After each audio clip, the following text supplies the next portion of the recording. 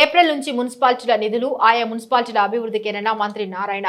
అమరావతి నిర్మాణం కోసం ప్రజలపై ఒక్క రూపాయి కూడా భారం వేసేదే లేదని వెల్లడి.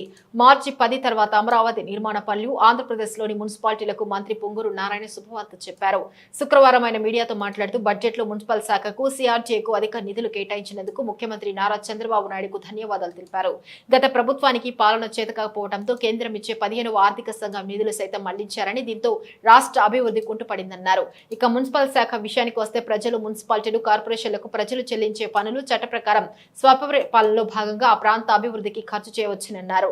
డ్రైన్లు శుభ్రం చేసుకోవడం, తాగునీటి అవసరాలకు వినియోగించుకోవడం, స్వచ్ఛత తదితర ప్రజా ఉపయోగ కార్యక్రమాలకు కౌన్సిల్ ఆమోదంతో ఖర్చు చేసుకోవచ్చునని, అయితే గత ప్రభుత్వం స్వపరిపాలనకు చరమగీతం పాడుతూ సిఎఫ్ఎంఎస్ కు మళ్లించడంతో ఎక్కడి పనులు అక్కడే నిలిచిపోయన్నారు. దీంతో కనీసం బ్లీచింగ్ కొనటానికి కూడా నిధులు లేక అల్లాడిపోయే పరిస్థితి నెలకొందని ఆవేదన వ్యక్తం చేశారు. ఈ ఏడాది ఏప్రిల్ 1 నుంచి ఏ మున్సిపాలిటీలో వసూలయ్యే పనులు ఆ మున్సిపాలిటీకి ఖర్చు చేసుకునే అవకాశం కల్పించడం జరిగిందన్నారు. అందుకు సీఎం చంద్రబాబుకు మంత్రి నారాయణ ధన్యవాదాలు తెలిపారు.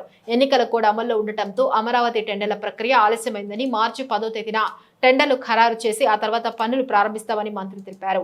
ప్రణాళికాబద్ధంగా అమరావతి నిర్మాణ పనులు చేస్తామన్నారు. 3 ఏళ్లలో అమరావతి నిర్మాణం పూర్తి చేయాలని సీఎం చంద్రబాబు ఆదేశించినట్లు మంత్రి తెలిపారు. రాజధాని స్వయం సమృద్ధి ప్రాజెక్టు అని ఎక్కడ ఒక్క రూపాయి కూడా ప్రభుత్వం నుంచి అదనంగా ఖర్చు పెట్టడం లేదన్నారు.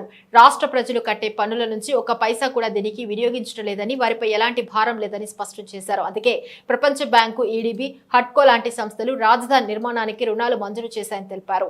అమరావతి సీట్ క్యాపిటల్ నుంచి 16వ నెంబర్ జాతీయ రహదారికి కలిపే రోడ్ల నిర్మాణ పనులు త్వరలో ప్రారంభమవుతాయని మంత్రి చెప్పారు. వీటి తర్వాత మధ్యలో నిర్మాణం నిలిచిపోయిన సీడ్ యాక్సిస్ రోడ్ నిర్మాణం కూడా ప్రారంభించేలా చర్యలు తీసుకుంటున్నట్లు మంత్రి నారాయణ వెల్లడించారు.